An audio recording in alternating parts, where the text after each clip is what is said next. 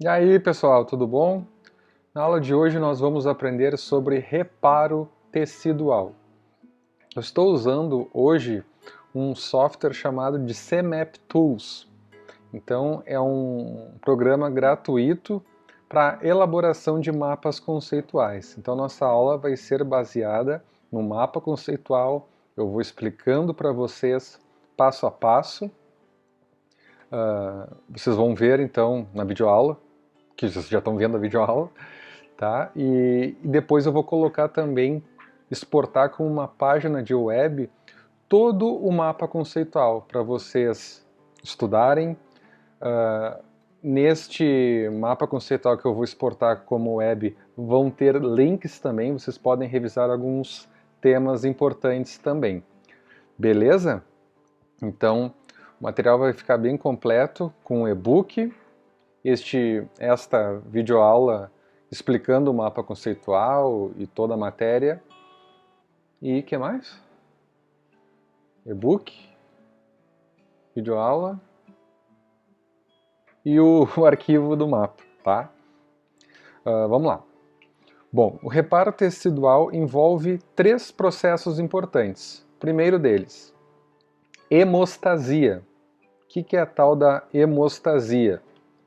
Quem não lembrar, eu até coloquei um comentário aqui, que nesse contexto de reparo tecidual, né, nós temos um rompimento dos vasos sanguíneos que pode acometer então o aparecimento de uma hemorragia.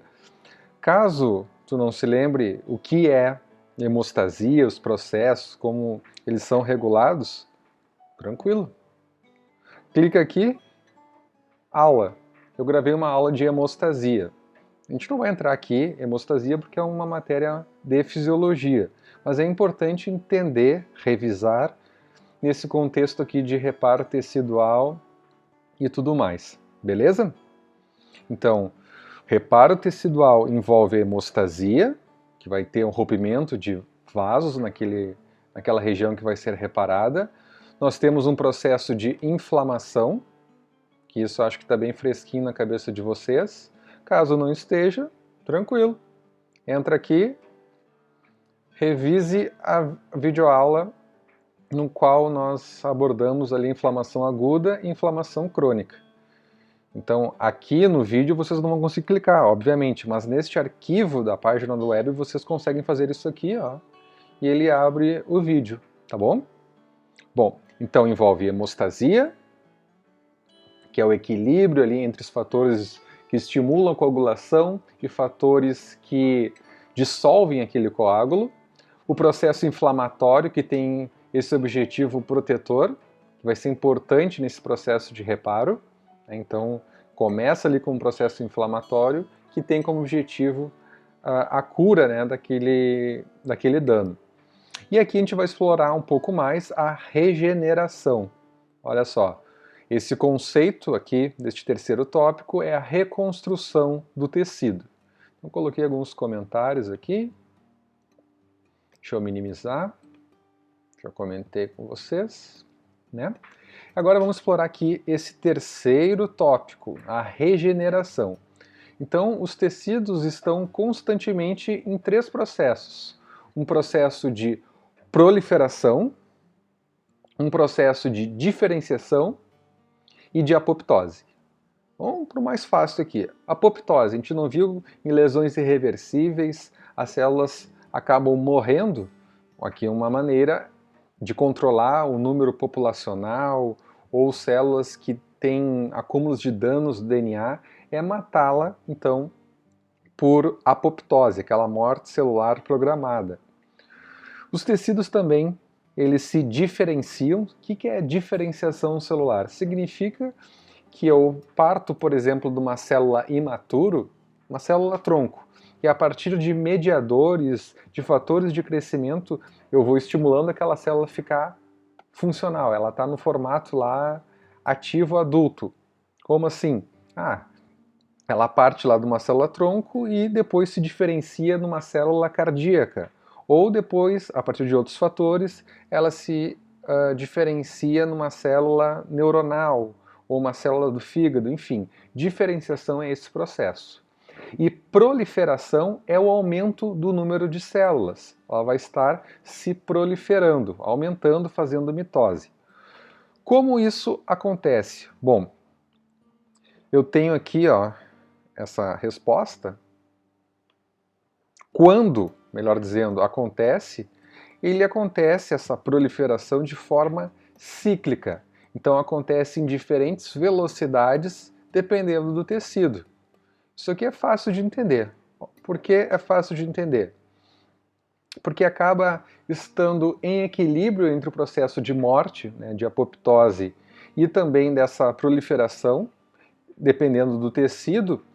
Nós temos aqui tecidos lábeis de divisão contínua. Como assim?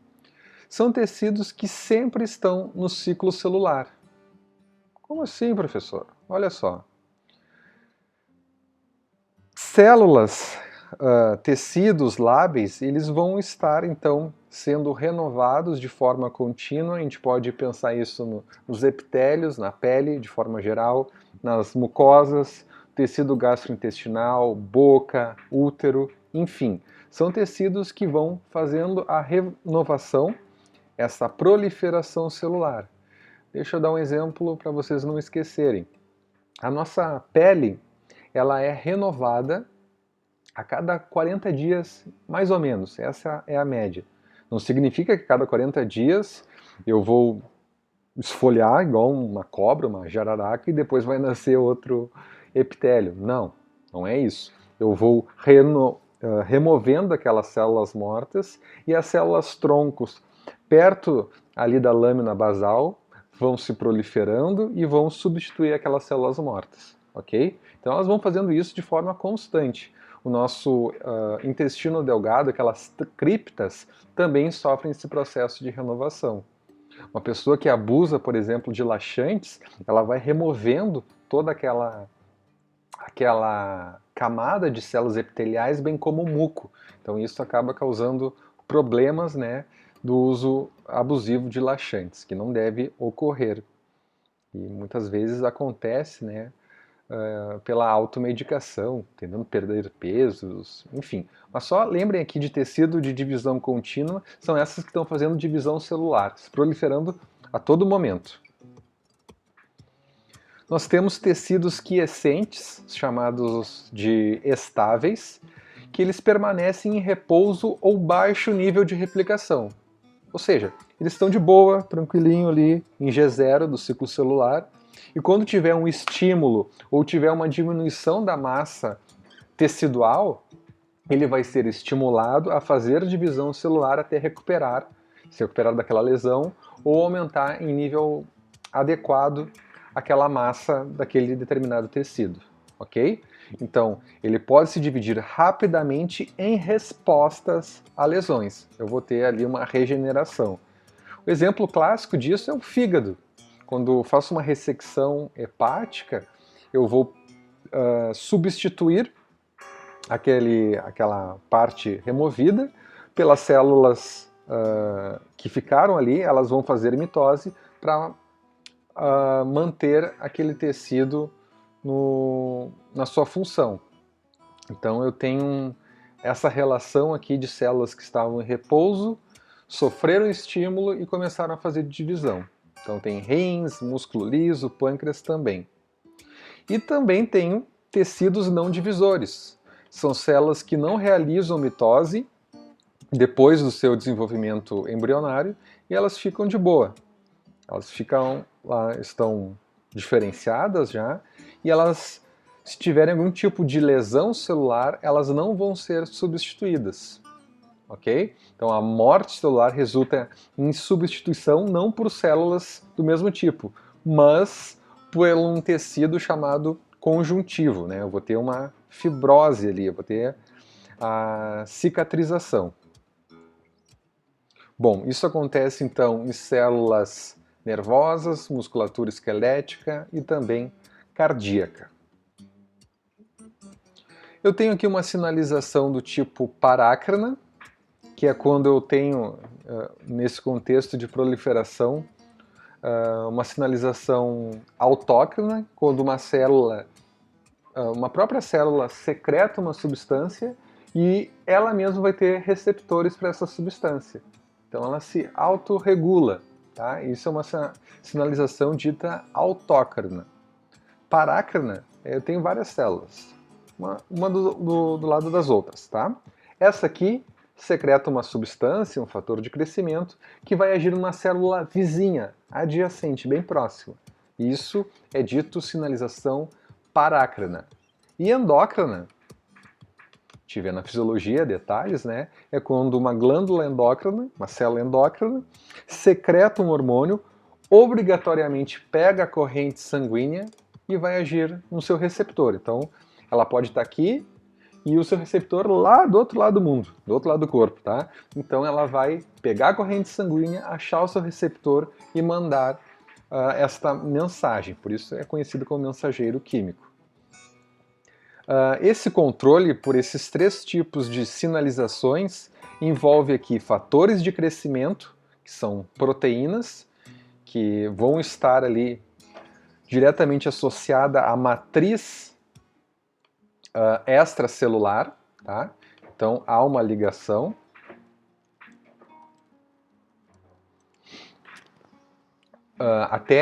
Essa matriz extracelular acaba sendo um estoque de fatores de crescimento. Então nós temos a síntese de várias proteínas nessa matriz extracelular e quando ocorre o remodelamento a gente tem degradação. Então há sempre uma síntese, degradação, fatores de crescimento que estão atuando naquele local ali para reparar aquele tecido lesado. Ok? Então uma mistura ali de fluidos, de sais, de proteínas nessa MEC. MEC, matriz extracelular, tá? Bom, nós vimos aqui os 3 processos que estão acontecendo de forma contínua, né? Apoptose, proliferação, diferenciação. Falei aqui que está envolvido também no reparo e inflamação, que a gente já viu. E aqui na regeneração, nós temos aqui uma importante pergunta. Você sabe diferenciar a regeneração da cicatrização? Pois então, coloquei aqui para nós. Regeneração é a substituição por células do mesmo tipo. Ou seja, determinada célula morreu, morreu. A que ficou ali, tá normal, vai entrar em mitose e vai substituir aquela célula que morreu. Então, eu vou substituir uma que morreu por outra igualzinho, do mesmo tipo. Isso acontece, por exemplo, no fígado, nos ossos, e vai depender daqueles tipos de células que a gente viu agora, né? Ó, tecido de divisão contínua, tecidos estáveis ou tecidos não divisores, beleza? E a cicatrização vai acontecer naqueles tecidos não divisores. Como assim? Imagina que a pessoa teve infarto agudo do miocárdio, ou AVC, isquêmico ou hemorrágico. Aquela célula que morreu vai ser substituída não por uma célula igual. Infelizmente, não é para uma célula igual. Eu vou ter ali um processo de cicatrização. E essa substituição do tecido normal vai ser acometido, então, por uma célula, principalmente o fibroblasto, por formação de um tecido conjuntivo. Então eu tenho a formação, né, de um processo de fibrose e acúmulo ali de uma proteína chamada de colágeno. Então quando acontece um infarto no coração ou um AVC no cérebro, né, acidente vascular cerebral, eu vou ter ali cicatrização, não ocorre regeneração. Infelizmente, seria ótimo, né, a pessoa infartar, teve necrose ali, por exemplo, e acontecer regeneração. Não acontece. Isso depende também de qual extensão, o tamanho daquele estímulo que causou lá uma isquemia, né, uma falta de suprimento sanguíneo e etc. Bom, falando aqui especificamente da cicatrização, nós temos uma sequência de eventos. Eu tenho um processo inflamatório acontecendo, eu tenho a remoção daquele tecido danificado ou morto e o início daquela síntese da matriz extracelular, com várias proteínas que estão ali. Ocorre a proliferação, ou seja, o aumento da mitose e migração de células do tecido conjuntivo. Então, envolvem várias células que vão migrar para aquela região. Além disso, outro processo, o terceiro aqui, eu tenho a angiogênese, que é a formação de novos vasos sanguíneos. Então, vendo um pouquinho mais sobre a angiogênese, olha só, coloquei aqui uma informação bem legal, que eu tenho a formação temporária desses vasos sanguíneos a partir de vasos pré-existentes, eu tenho um vaso pré-existente, e eu vou ter ramificações. Então eu tenho uma célula bem importante chamada de pericito que vai dar origem a estes novos vasos. Então se origina aqui de células endoteliais, e o estímulo para a formação desses novos vasos sanguíneos é a isquemia e a hipóxia, um baixo nível de oxigênio e uma interrupção do fluxo sanguíneo. Até uma observação importante sobre a angiogênese, quando a gente estudar neoplasias, nós vamos ver que vários tumores estimulam fatores de crescimento que induzem a angiogênese. Como assim, professor? Por que um tumor vai querer fazer angiogênese? Para ter mais nutrientes. Os tumores utilizam principalmente glicose como fonte energética. Então, se chegar mais glicose a partir de novos vasos sanguíneos, ele vai fazendo mitose e vai aumentar a massa tumoral. Beleza? Bom, a gente está falando aqui da sequência da cicatrização, né? Então, a gente viu detalhes aqui da angiogênese. E o chamado tecido de granulação é o que está sendo formado, é um tecido novo que está sendo formado naquela ferida. Então acontece ali a angiogênese e também a deposição de colágeno, um processo de fibrose. Outro evento que acontece nessa sequência de cicatrização é a síntese de proteínas da matriz extracelular, o MEC ali. Ocorre a remodelação tecidual, aquilo que eu falei de síntese e degradação destas proteínas, e eu tenho uma contração dessa ferida para tentar minimizar risco de infecções, de outros patógenos entrarem naquele local ali que está sendo reparado, para adquirir ali resistência e ter um reparo total, uma cura naquele tecido. E quais são essas fases de cicatrização? Resumir aqui para nós também. Eu tenho uma fase inflamatória, uma fase proliferativa e uma fase de maturação. Bom, a inflamatória a gente já viu, né? Envolve os processos de vasodilatação, edema, fatores inflamatórios, né? E migração de leucócitos para aquela região. Então o processo de reparo começa com a inflamação. Depois eu tenho a proliferativa, essa fase proliferativa, que eu tenho a produção desse tecido de granulação, que é um tecido bem novinho, cheio de vasos sanguíneos e com o processo de fibrose que acontece ali também, né, que eu estou cicatrizando. E por fim, eu tenho a fase de maturação, ele vai ficar maduro, vai ficar pronto para exercer as suas novas funções. Então eu tenho o depósito ali de proteínas da matriz extracelular e contração da ferida. Essa contração da ferida, pessoal, fica mais claro aqui a gente entender, ó, que eu tenho a deposição, remodelamento do colágeno, e essa cicatrização eu tenho de primeira intenção e segunda intenção. Olha só. A cicatrização por primeira intenção, vamos imaginar assim, eu tenho aqui o meu dedo e, sei lá, fui mordido por um cachorro. Arrancou um pedaço do meu dedo. Quando eu arranquei um pedaço do meu dedo, eu tenho uma degradação, né, de tecidos mais externos, como a epiderme, e dependendo dessa mordida eu posso tirar derme e outros tecidos também abaixo disso. Então essa primeira intenção, o médico ele pode fazer, por exemplo, uma sutura e acelerar esse processo de cicatrização, de cura de uma ferida. Como assim? Bom, o cachorro tirou um pedaço aqui. O médico não pode dar um ponto e aproximar aqueles tecidos? Sim, né? Depende muito de quantos pontos for tomar para aproximar aquilo. Então, quando tu aproxima, tu está acelerando esse processo e tu diminui o risco de infecções. Imagina, se tiver um buraco aberto ali, não pode entrar bactérias, fungos ali e causar um problema maior? Sim, né?